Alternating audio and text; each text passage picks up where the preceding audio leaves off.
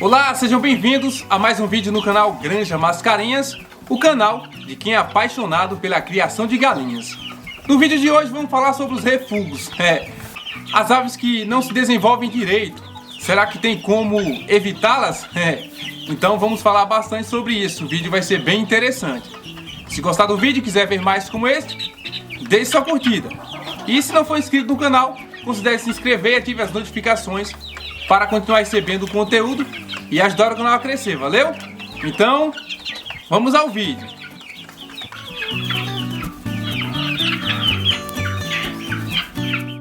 Então os refugos são uma dor de cabeça para o criador, né?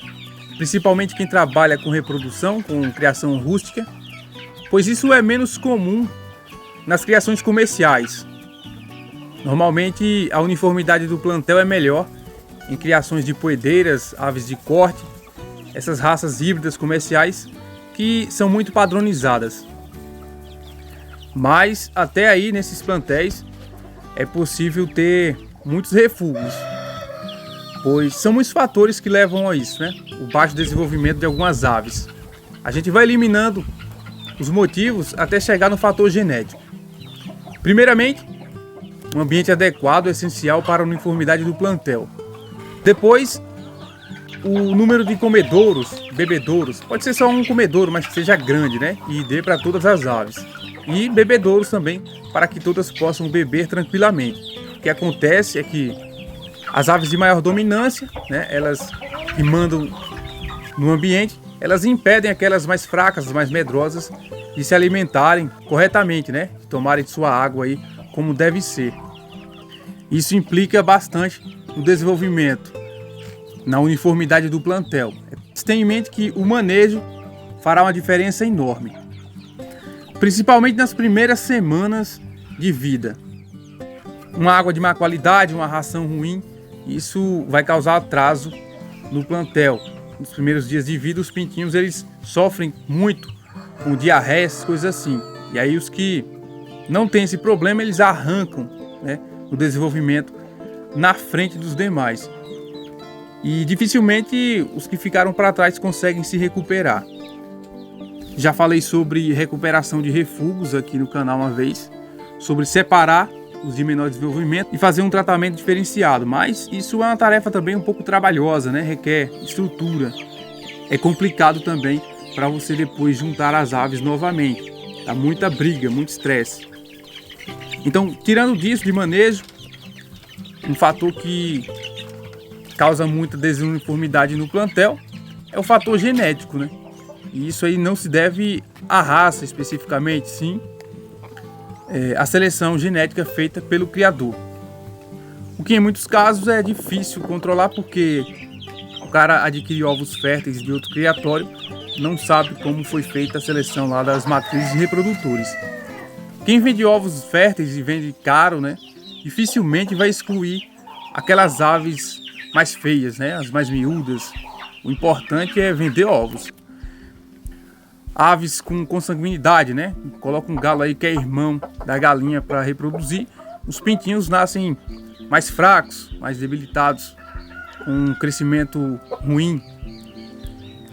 E por aí vai.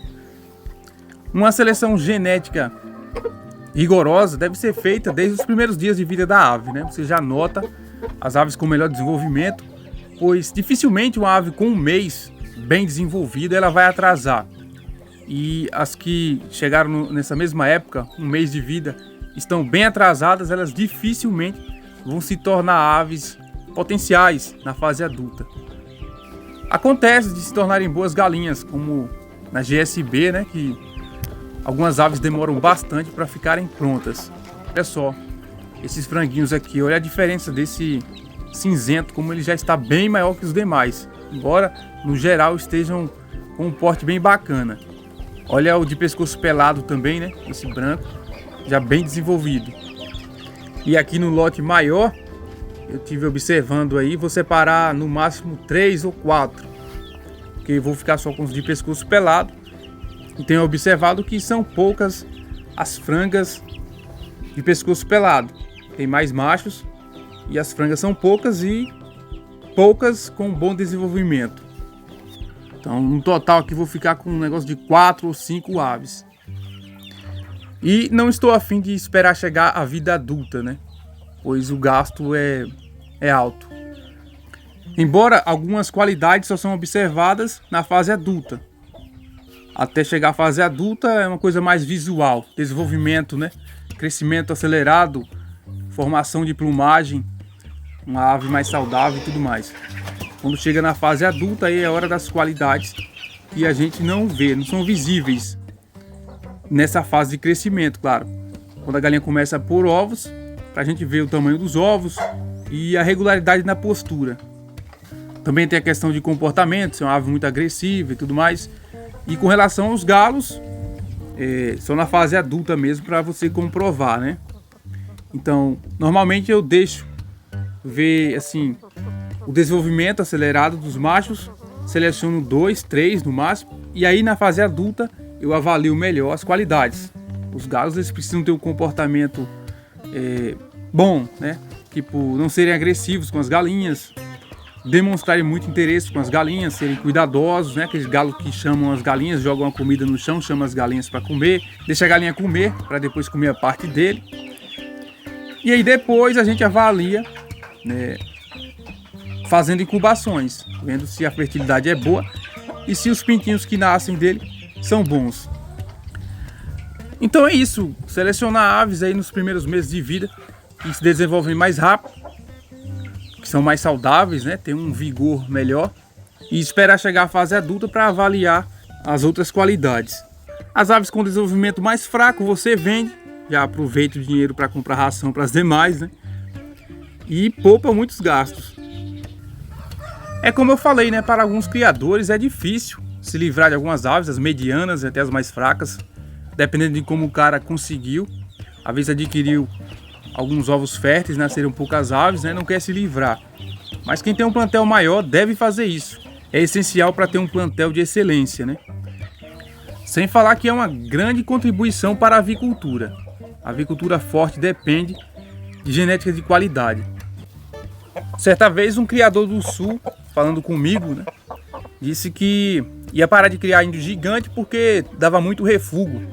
Estava pensando em adquirir GSB, porque na visão dele dava menos refúgio. Eu falei para ele, isso aí independe da raça, né? Isso aí é questão de seleção genética. Toda raça dá refúgio e com força, se o criador não fizer o que eu estou falando nesse vídeo, né? Fazer uma seleção aí um pouco mais rigorosa.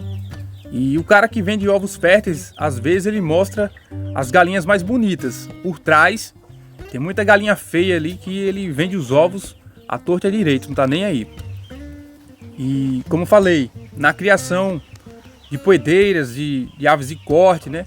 Essas híbridas comerciais, a uniformidade do plantel é melhor porque já é uma ave, uma linhagem híbrida padronizada, né? As matrizes, os reprodutores são todos de excelência, top de linha. E aí só depende do manejo de quem adquire as pintainhas. Pode demorar um pouco, mas se você trabalhar essa questão da seleção, dentro de 2, 3 anos, você consegue tirar aí só ninhadas boas, né? Dizer assim, refúgio 1 ou 2 e olhe lá. Claro que enquanto você estiver adquirindo ave de outros criatórios, vai continuar o trabalho, né, de seleção. Vai ser difícil manter a genética top, mas conhecendo os outros criadores, sabendo como é a genética lá do outro criatório, dá para você já adquirir a ave em um excelente padrão, só para dar aquele choque de sangue na sua criação.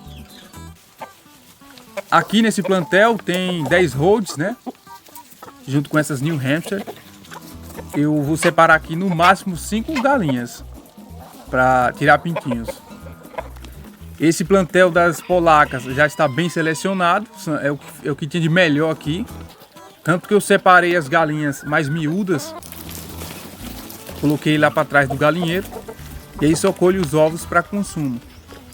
Já nessa baia aqui as galinhas são todas tops, né? Produção de ovos muito boa, porte das aves excelente. Agora o galo é a primeira vez, está estreando, aí ninguém sabe se a prole será boa, né? O plantel das balões, ainda estou observando as melhores aves, por enquanto fazendo as incubações, utilizando todas elas, né? Essa que tem os pintinhos mais novos foi do cruzamento com aquele galo Wilbur que morreu. Então ainda tem muito pintinho fora de padrão, né? Até porque a raça GSB ela não é padronizada. As características das aves são muito variáveis, não é como uma New Hampshire, uma Rhode que já tem o padrão bem estabelecido. No momento, galo bom testado mesmo aqui, só o Thompson, né? Os demais já foram sendo vendidos e tem ninhada para eclodir essa semana de ovos galados por esse galo pintado, né? Galo GSB. Logo, logo veremos o resultado. Este outro GSB que está com as balões ainda não foi testado. Não coloquei ovos para incubar. E a atividade dele é bem baixa, né? Dificilmente a gente vê ele fazendo cópulas. Mas eu não passo muito tempo observando essa baia, só fazendo alguma incubação para a gente ter uma noção aí de como está a fertilidade. É bom lembrar também que essa época do ano não ajuda muito, né? A atividade dos galos é menor. Quando chega lá para a primavera, início do verão, eles estão mais ativos. E também eu sei que muitas aves já estão passando pelo processo de muda de penas em algumas criações, né? Depende da idade do plantel. Aqui a maioria das galinhas são novas, então não estão mudando. Tem, se não me engano, 2 galinhas apenas no processo de muda de penas. Isso aí impacta na produção, na fertilidade. Então, para quem tem um plantel velho, esta época do ano é a época das vacas magras.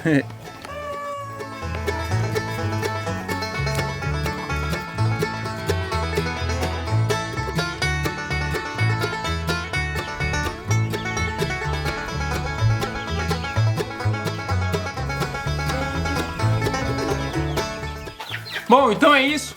Eu espero que vocês tenham gostado do vídeo. Em breve trarei outro interessante. Um abraço a todos e fiquem com Deus. Tchau!